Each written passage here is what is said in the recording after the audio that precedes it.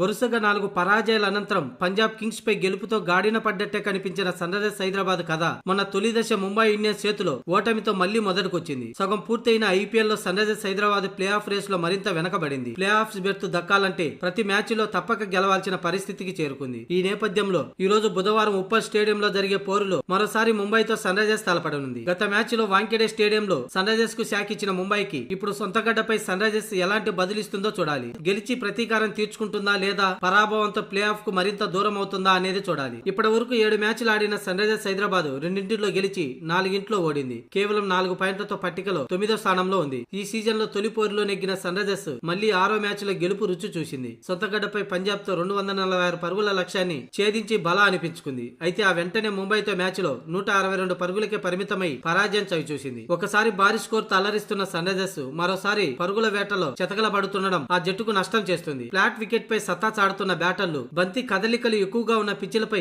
Sun Risers బ్యాటర్లు తడబడుతున్నారు. అయితే పిచ్చి ఎలా ఉన్నా బ్యాటర్లు సత్తా చాటితేనే Sunrisers playoff race లో నిలుస్తుంది. మరోవైపు పరాజయాలతో మొదలుపెట్టిన ముంబై వరుసగా గెలుపుల బాట పట్టింది. మొదట 5 మ్యాచ్ల్లో ఒకే ఒక్క గెలుపుతో అభిమానుల్ని నిరాశపరిచిన ముంబై ఇప్పుడు వరుసగా 3 విజయాలతో హ్యాట్రిక్ కొట్టింది. మొత్తంగా 8 మ్యాచ్ల్లో 4 ఓటములు 4 గెలుపులతో 8 పాయింట్లతో పాయింట్ల పట్టికలో 6వ స్థానంలో కొనసాగుతుంది. బుమ్రా రాకతో బౌలింగ్ పటిష్టంగా మారింది. అలాగే బ్యాట్స్మెన్లు కూడా ఫామ్ లోకి రావటం ముంబై వరుస విజయాలు సాధిస్తుంది. ఇక ఈ మ్యాచ్ లో ఎస్ఆర్హెచ్ గెలవాలంటే ఖచ్చితంగా ఓ 2 ఆటగాళ్లు దారుణమైన పేలవ ప్రదర్శన నుంచి బయటపడాలి. బ్యాటింగ్ లో ఇషాన్ కిషాన్, బౌలింగ్ లో మహమ్మద్ షమి ఈ ఇద్దరిని తుది జట్టు నుంచి తప్పించాలనే డిమాండ్ ఊపందుకుంది. కానీ ఒకవేళ ఈ మ్యాచ్ నుంచి తప్పించుకుంటే మాత్రం మ్యాచ్ ఓడిపోతే కారకులుగా మిగిలిపోతారు. ఫామ్ లో లేనప్పుడు పక్కన పెట్టడమే బెటర్.